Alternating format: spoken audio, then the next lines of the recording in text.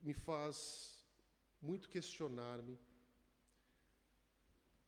E eu farei isso, peço-vos paciência, e também quero fazer de um modo diferente, se caso permitam-me. E eu digo modo diferente porque eu gostava de fazer esta leitura somente eu. Todos podem e devem pegar as suas Bíblias e fazer esta leitura depois. Mas esta é uma tradução pouco diferente. Então, para não ter aquela situação de uma palavra diferente que fica esquisito, e até para absorvermos mais o texto, porque muitas vezes nós absorvemos mais os textos ouvindo-os. E também porque eu vou fazer a leitura do livro de Jonas. O que pode parecer a muitos algo muito enfadonho, mas eu farei a leitura do livro de Jonas. E eu peço vossa atenção. A palavra de Yahvé foi dirigida a Jonas, filho de Amate: levanta-te e vai a Nínive, a grande cidade, e anuncia contra ela que a sua maldade chegou até mim. E Jonas então levantou-se para fugir para Tarsis, para longe da face de Yahvé. Ele desceu a Jope, encontrou um navio que ia para Tarsis, pagou a passagens e embarcou para ir com eles para Tarsis, para longe da face de Yahvé. Mas Yahvé lançou sobre o mar um vento violento, e houve no mar uma grande tempestade, e o navio estava a ponto de naufragar. Os marinheiros tiveram medo e começaram a gritar, cada qual para o seu Deus. Lançaram ao mar a carga para aliviar o navio. Jonas, porém, havia descido para o fundo do navio, tinha-se deitado e dormia profundamente. O comandante do navio aproximou-se dele e lhe disse: como podes dormir? Levanta-te, invoca o teu Deus. Talvez Deus lembre-se de nós e não pereceremos. E eles diziam uns aos outros: vinde, lancemos sorte para saber por causa de quem nos acontece esta desgraça. Eles lançaram as sortes e a sorte caiu sobre Jonas. E eles disseram então: conta-nos qual é a tua missão, de onde vens, qual a tua terra, o teu povo, a qual pertence. Ele lhes disse: sou hebreu e venero a Yahvé, o Deus do céu, que fez o mar e a terra. Então os homens foram tomados por grande terror e disseram: que é isto que fizeste? Pois os homens sabiam que ele fugia para longe da face de Yahvé, porque lhes tinha contado. Eles lhe disseram: que te faremos para que o mar se acalme em torno de nós? Pois o mar se tornava cada vez mais tempestuoso. Ele lhes disse: tomai-me e lançai-me ao mar, e o mar se acalmará em torno de vós. Porque eu sei que é por minha causa que esta grande tempestade se levantou contra vós. Então os homens remaram para atingir a terra, mas não puderam, pois o mar se tornava cada vez mais tempestuoso contra eles. Eles invocaram então a Yahvé e disseram: ah, Yahvé, não queremos perecer por causa da vida deste homem, mas não ponha sobre nós o sangue inocente, pois tu agiste como quiseste. E tomaram Jonas e o lançaram ao mar, e o mar cessou o seu furor.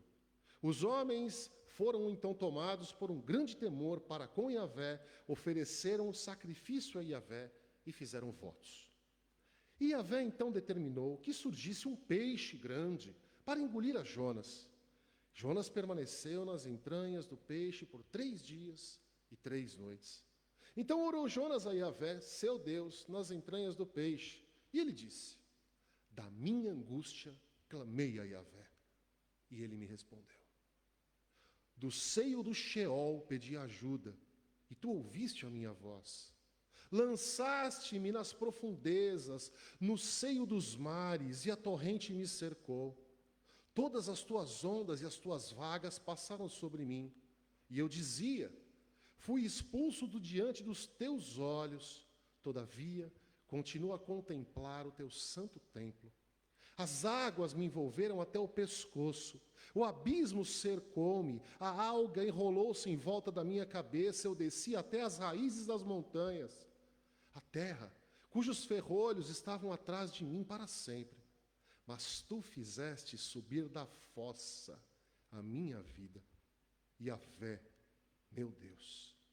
Quando minha alma desfalecia em mim, eu lembrei-me de Yahvé. A minha prece chegou a ti, até o teu santo templo. Aqueles que veneram vaidades mentirosas abandonaram o seu amor. Quanto a mim, com cantos de ação de graças, oferecei-te-ei sacrifícios. Cumprirei os votos que tiver feito, e a Yahvé pertence a salvação. Então Yahvé falou ao peixe, e este vomitou Jonas sobre a terra firme. A palavra de Yahvé foi dirigida a Jonas uma segunda vez. Levanta-te, vai a Nínive, a grande cidade, e anuncia-lhe a mensagem que eu te disser. Jonas levantou-se, foi a Nínive, conforme a palavra de Yahvé. Nínive era uma cidade muito grande, de 3 dias de marcha. Jonas entrou na cidade e percorreu durante um dia. Pregou então a dizer: ainda 40 dias e Nínive será destruída. Os homens de Nínive creram em Deus, convocaram um jejum e vestiram-se de panos de saco, desde o maior até o menor. A notícia chegou ao rei de Nínive, e ele levantou-se do seu trono, tirou o seu manto, cingiu-se com um pano de saco, assentou-se sobre a cinza. Em seguida fez proclamar em Nínive como decreto do rei e de seus grandes: homens e animais, gado, graúdo e miúdo, não provarão nada, não pastarão e não beberão água, cobrir-se-ão de pano de saco, invocarão a Deus com vigor, e se converterá cada qual do seu caminho perverso e da violência que está em suas mãos. Quem sabe? Talvez Deus volte atrás, arrependa-se e revogue o ardor da sua ira, de modo que não pereçamos. E Deus viu as suas obras, que eles se converteram do caminho perverso, e Deus arrependeu-se do mal que ameaçara fazer-lhes e não fez. Mas isso trouxe a Jonas um grande desgosto, e ele ficou irado. Orou então a Yahvé, dizendo: ah, Yahvé, não era justamente isso que eu dizia quando estava ainda em minha terra? Por isso fugi apressadamente para Tarsis, pois eu sabia que tu és Deus de piedade e de ternura, lento para a ira, rico em amor e que se arrepende do mal. Mas agora, Yahvé, toma, eu te peço, a minha vida, pois é melhor para mim a morte do que a vida. Yahvé disse: tens por acaso motivo para te irar? Jonas saiu da cidade e instalou-se a leste daquela mesma cidade. Lá construiu uma tenda e assentou-se à sua sombra para ver o que aconteceria na cidade. Yahvé, Deus, fez crescer uma mamoneira sobre Jonas para dar sombra à sua cabeça e libertá-lo do seu mal. Jonas alegrou-se grandemente por causa da mamoneira. No outro dia, ao surgir da aurora, Deus mandou um verme que picou a mamoreira, a qual secou. Quando o sol se levantou, Deus mandou um vento oriental que açoita. O sol bateu na cabeça de Jonas e ele desfalecia. Então pediu a morte e disse: é melhor para mim morrer do que viver. Deus disse a Jonas: está certo que te aborreças por causa da mamoneira? Ele disse: está certo que eu me aborreço até a morte. Yahvé disse: tu tens pena da mamoneira, que não te custou trabalho e que não fizeste crescer, que em uma noite existiu, em uma noite pereceu. E eu não terei pena de Nínive, a grande cidade, onde há mais de 120.000 seres humanos que não distinguem entre a direita e a esquerda, assim como muitos animais. Leitura do livro de Jonas. Nosso Deus, a tua palavra foi lida. O nosso pedido, Pai, é que por meio do teu Espírito Santo, o Senhor fale aos nossos corações. O nosso simples pedido é esse: que a tua voz nos seja ouvida nesta manhã, e que a tua palavra seja semeada no nosso coração e fertilize para a tua glória. É a nossa oração que fazemos em nome de Jesus. Amém. Irmãos e irmãs, sei que uma leitura como tal pode ser exaustiva, mas ela é necessária para contextualizar-nos a respeito do profeta Jonas, da sua história. A esta meditação que eu nomeio até a página 2. Até a página 2. Acredito que a maior parte de nós conheça bem essa expressão, até a página 2. Os significados mais próximos seriam como uma regra que somente se dá na sua teoria, ou algo que somente é verdade até um certo ponto. Ou seja, é exercida até virarmos a página. A página 2, metaforicamente. Fazemos isto até que algo não lhe dê mal do jeito que não esperávamos. E é algo que é profundamente arraigado no nosso modo de vida pós-moderno. E que nós vemos com clareza, por exemplo, nos relacionamentos que temos hoje, que cada dia são menos sólidos, ou como gosta de dizer o Bauman, não é? E eu gosto muito, são muito líquidos mesmo. E que se extinguem sem nenhum problema e duram até a página 2. Esta é a raiz dessa expressão. E no contexto do livro de Jonas, nós verificamos a realidade dessa expressão, especificamente no sentido de algo que é verdade até certo ponto. Tem hora para acabar. Quem foi Jonas? Nós pouco sabemos de Jonas, a não ser o que lemos neste livro, que leva o seu nome. Sabemos que ele é filho de Amitai, que ele aparece também no segundo livro de Reis, apoiado pelo rei Jeroboão II. E o foco do ministério de Nínive, do ministério de Jonas, a sua história, é pregar em Nínive. O ministério profético de Jonas é pregar em Nínive, a capital da Assíria pagã.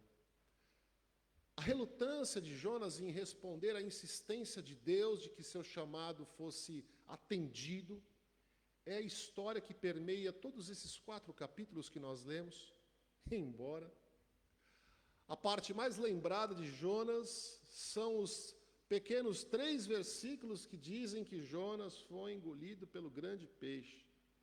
Parece que todo o ministério de Jonas reduziu-se ao fato de ser engolido pelo grande peixe. Mas o fato é que este não é mesmo o núcleo desse texto. Embora seja, naturalmente, algo extraordinário. Não o fato de ser engolido pelo peixe, mas o fato de sobreviver ali 3 dias e orar e depois ser vomitado em Nínive. O peixe vomitar Jonas em Nínive. Inclusive, esta analogia é citada até pelo próprio Senhor Jesus, no capítulo 12 de Mateus, ao falar a respeito dos 3 dias, o que fortalece naturalmente Jonas como esse personagem histórico. Há algo de muita pujança nesse ministério profético de Jonas. Isso porque Samaria tinha sido destruída por Nínive pouco tempo antes disso, o que evidentemente atenta contra este facto da misericórdia de Deus poder recair sobre Nínive. Ou seja, havia ali, pela nacionalidade, um sentimento muito mais aproximado à vingança dos hebreus do que a uma intenção de que Deus tivesse misericórdia daqueles que tinham os destruído há pouco. E essa é a visão humana de Jonas. E é por isso que quando Deus o chama, Jonas prontamente levanta e vai para Tarsis. Não ouvir o que Deus está a falar. O Deus de Israel, então, ele está a espalhar o seu reino por todas as nações, mas dada aquilo que estava na mente de Jonas e aquilo que estava na mente dos seus compatriotas, presos a um intenso nacionalismo e a um particularismo étnico, em outras palavras, algo que fazia com que Deus, Yahvé, fosse um Deus que lhes pertencia, somente era para o povo escolhido, não para os demais, notadamente para os inimigos. Muitas coisas nós aprendemos nessa história de Jonas, muito para além do fato dos 3 dias dentro do grande peixe. Uma primeira coisa que é notória para todos nós é a desobediência de Jonas. Que Jonas é um desobediente, compulsivo, patológico talvez, nós sabemos, mas há alguns paralelos nesse texto que ainda agigantam, que fazem ser maior ainda essa desobediência. Se por um lado Jonas recusa-se a obedecer a Deus, e me parece que é algo de tamanha inocência, ou de ingenuidade, porque como é que seria possível desobedecer a Deus e não ser descoberto? Mas ele acredita que pode esconder-se de Deus, mas tudo ao seu redor caminha de uma forma diferente. Jonas, então, ele é chamado para clamar contra Nínive, logo no início do texto, para pregar a palavra de Deus em Nínive, para conclamar eles para que arrependessem, para o arrependimento. E já no versículo 3º, como eu disse-vos, ele se dispõe não para obedecer a Deus, mas para fugir da presença de Deus e ir para Tarsis.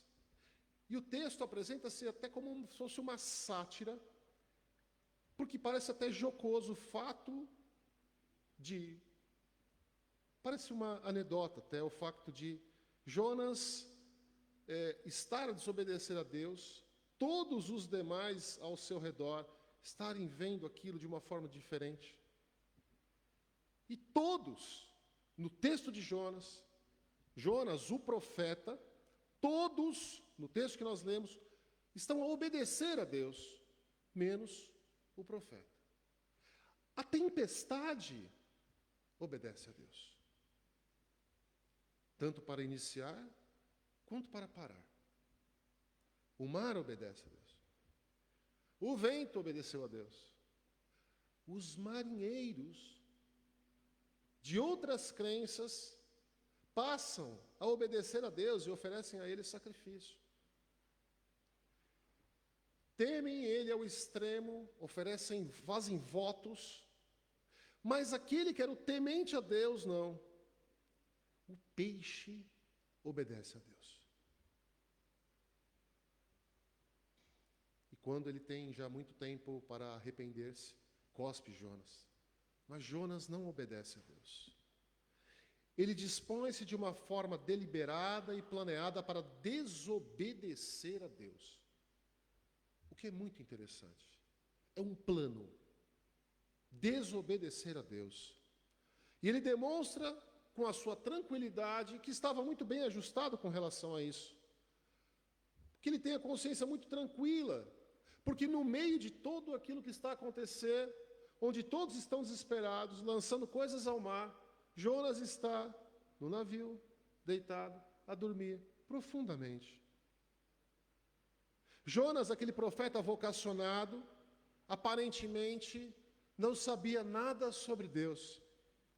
E acha, portanto, que pode esconder-se do seu Criador. Parece que Jonas parece muito conosco. Parece muito conosco. Além da sua desobediência, nós também vemos no texto que, quando não há mais saída, e talvez esse seja o motivo, talvez algo de cunho muito pragmático, Jonas, então, ele se arrepende e obedece a Deus no seu segundo chamado. E o capítulo 2º do livro constitui-se por uma das mais belas orações que nós temos registro na palavra de Deus. uma oração de ação de graças, de arrependimento, com reconhecimento da integral calamidade, fizeste-me subir da fossa. Reconhecimento da soberania de Deus, da insuficiência humana, da dependência de Deus, da confiança, pois eu clamei e ele me respondeu.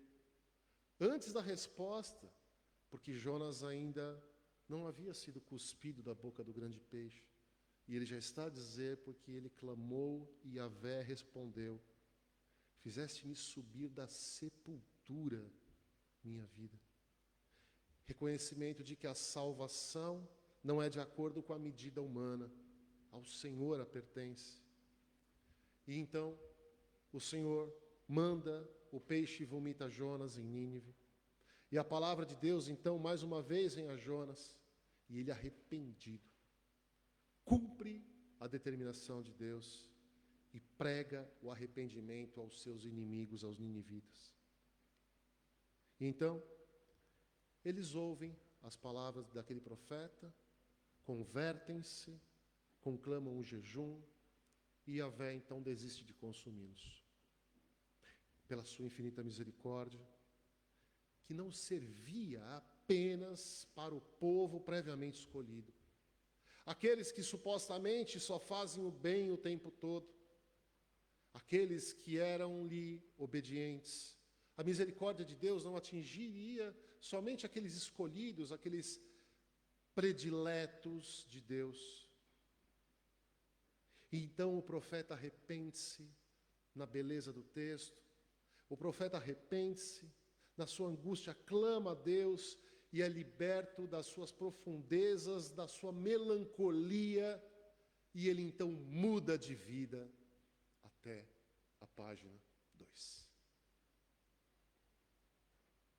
Porque então, Jonas apresenta-se como um descontentamento.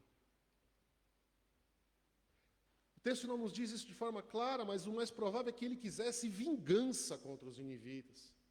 O mais provável é que ele quisesse que ele pregasse e os ninivitas não ouvissem a palavra de Yahvé e então Deus os consumisse, porque, enfim, isso deveria ser feito.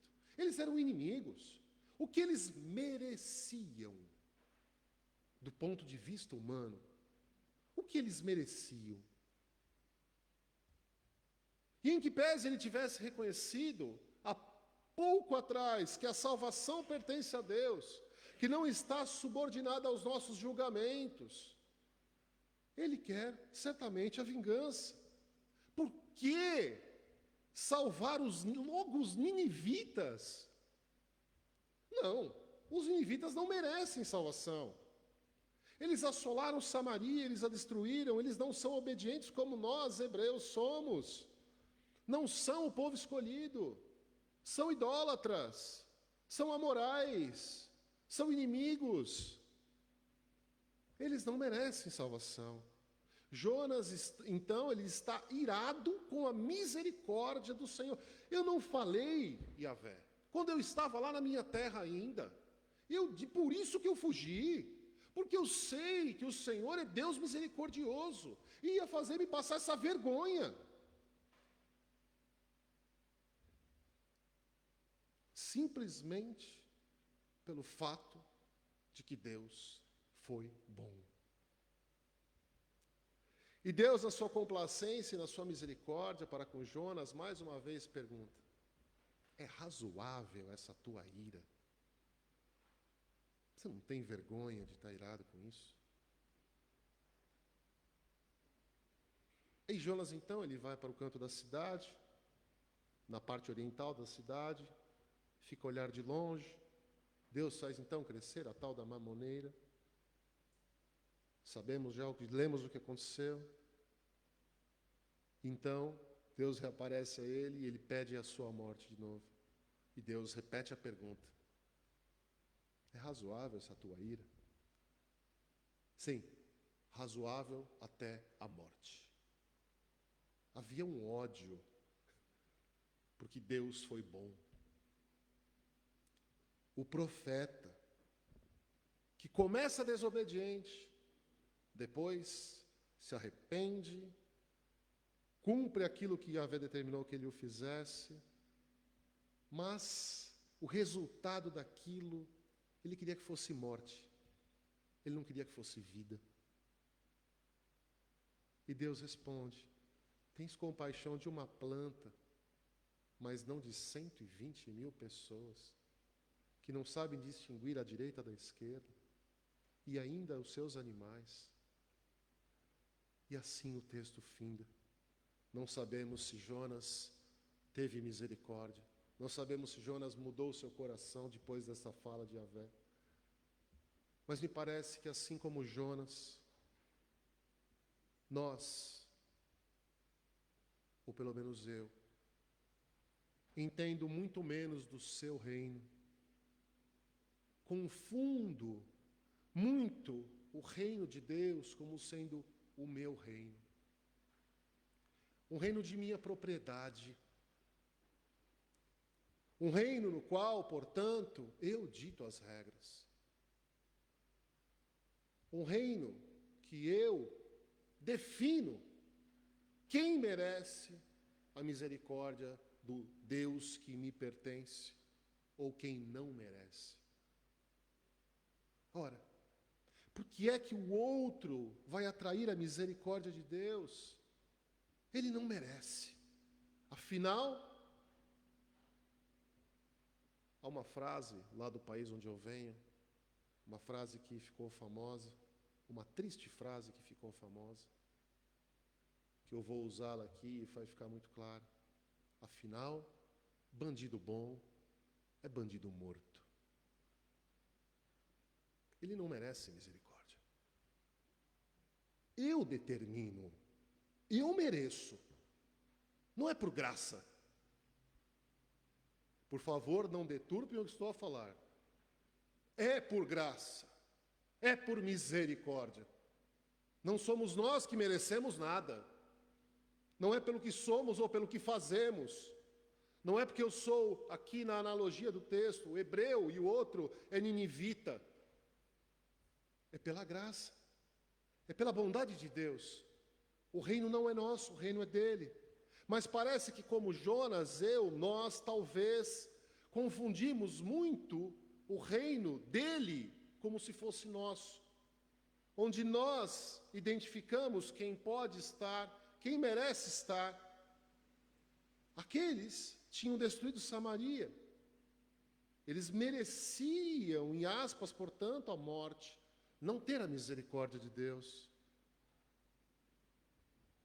Somos fiéis a Deus, como o profeta Jonas o era, mas tantas vezes somos a Ele obedientes, confiamos nas suas palavras, nos seus ensinamentos, mas tantas vezes apenas até a página 2. Até aquele momento em que os seus ensinamentos, as suas verdades, as suas determinações não atentem contra as minhas convicções, as minhas verdades pré-estabelecidas. Porque quando atentam, às vezes, eu prefiro ficar irado com a bondade de Deus até a morte. Eu prefiro morrer do que o outro viva. Como é triste ouvir isso. Para Jonas, a determinação de Deus atentava contra o seu nacionalismo, seu particularismo étnico. Mas as misericórdias de Deus, as suas bênçãos, a sua salvação, não têm limites estruturais, limites dogmáticos, limites institucionais, limites humanos, limites de gênero, limites geográficos, ou nenhum outro limite que possa ser conhecido por nós. O reino é de Deus. O reino não é nosso. Ele determina as regras. Ele escolhe. Não é nosso. Nós não podemos obedecê-lo. Nós não podemos obedecer às suas determinações até a página 2. Ou seja, enquanto está subordinado aos nossos interesses. Quando Ele nos manda, se Ele nos mandar, até com aquela pessoa que nós entendemos que é a pior que tem, ele também morreu por ela. Que Deus nos ensine isso e nos abençoe.